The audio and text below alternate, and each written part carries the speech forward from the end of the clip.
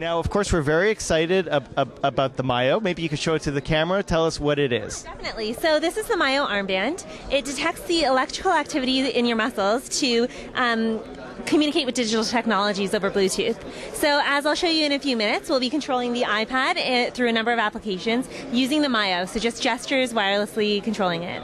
Now, when you're talking about detecting the muscles, can you elaborate a little bit more as to how it does that? Sure, yeah. So inside the Mayo, there are 8 EMG sensors, and then there's also a 9-axis IMU. So the EMG sensors actually sense what exactly you're doing with your hand and communicates through the sensors. Then the 9-axis IMU measures motion, so we can get all the motions that you're doing plus the gestures that you're making.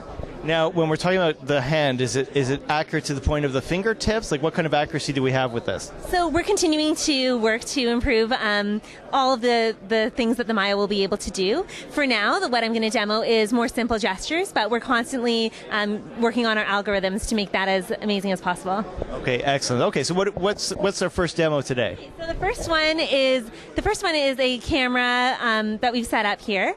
So as you can see, I'm about to snap my fingers. And it took a picture. So that's a really kind of simple demonstration that gives you an idea of just what this is, the tip of the iceberg of what this could be doing. Excellent, excellent. Now I understand you do some document reading as well, am I correct? So here I've just pulled up a document, not sure if you can see it there, but I'm just going to flick my arm to the right simply and change the slide.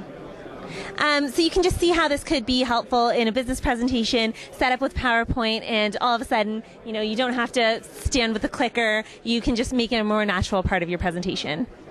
Excellent, excellent. And for those of us who are musically inclined? Yes, and so we also have a music app. Let me just pull that up.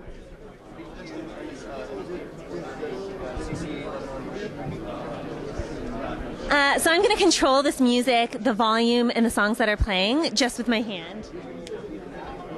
So I just snap to press play. Now I'm going to make a fist and turn my hand to increase the volume.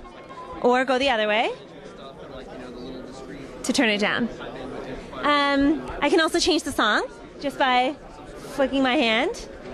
So you can see that I'm now playing a Led Zeppelin song, and I really like this one, so I'm just going to turn it all the way up. Excellent, excellent. Now it strikes me as being rudimentary. It's a proof of concept. What are some of the more advanced ideas that you'd like to toy with the Mayo? So as I mentioned, everything from presentations going into gaming. So we've been showing a couple of places. We've been doing a couple of gaming demos, integrations with things like the Oculus Rift, Google Glass, heads-up displays. The sky's the limit, really, because a lot of these things are really neat technologies, but the input isn't as well fleshed out. So we could be that input for the Google Glass, so that you no longer have to talk to yourself in public. You can just make a simple gesture and change it. My ears were burning when you mentioned the Oculus Rift. What kind of ideas are you toying with? Just really a really immersive gaming experience. So this is something that we've considered, and I can't speak formally about what our plans are here, but having a more immersive experience in gaming, being able to have the Oculus on your face and then have 2 Mayos on your hands and really step into that virtual world.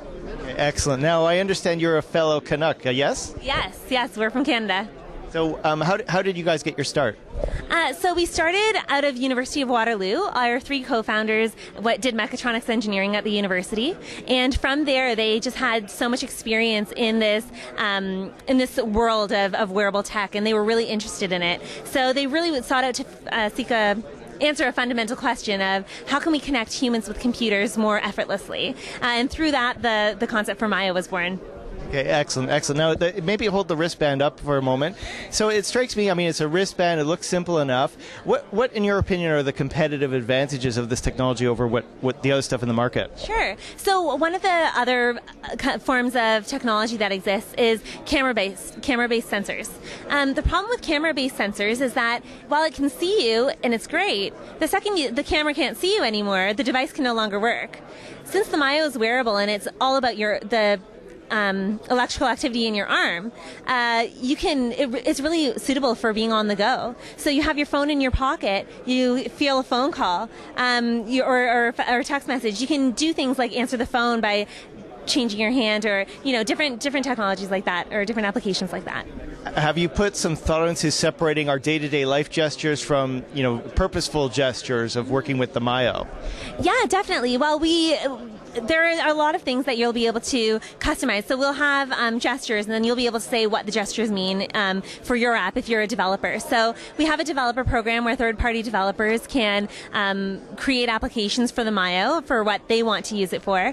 And eventually we'll be setting up a place where people can go and find the apps that they like the best and get them for their Mayo.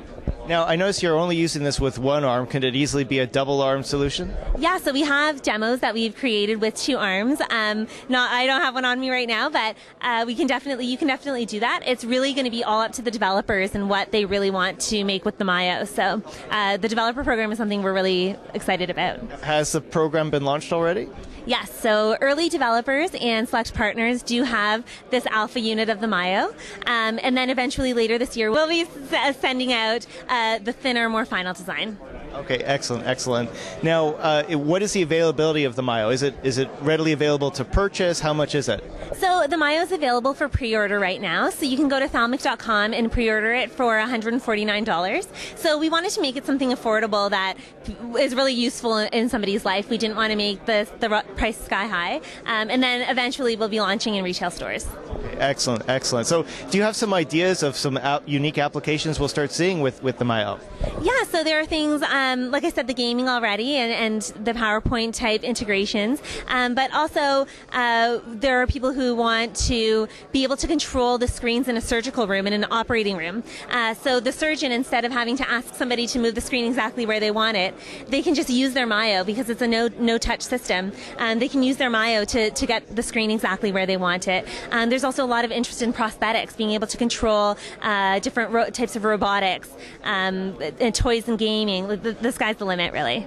So in your opinion, does this represent a new class of software development where really the game developers and the software makers need to rethink how they put their stuff together so it works with the Mayo and solutions like it? Yeah, definitely. It's really one of those things that it hasn't really been seen before, right? Wearables have just become big over the past little while. And so especially something like this, just thinking about, our software developers talk about when they make an application, they think that it makes sense, and then somebody else tries it. They need to make sure that it's intuitive for everyone. And so it's been really interesting process seeing the software developers, how they'll make an application, then trying it company-wide and seeing how everyone else uses it.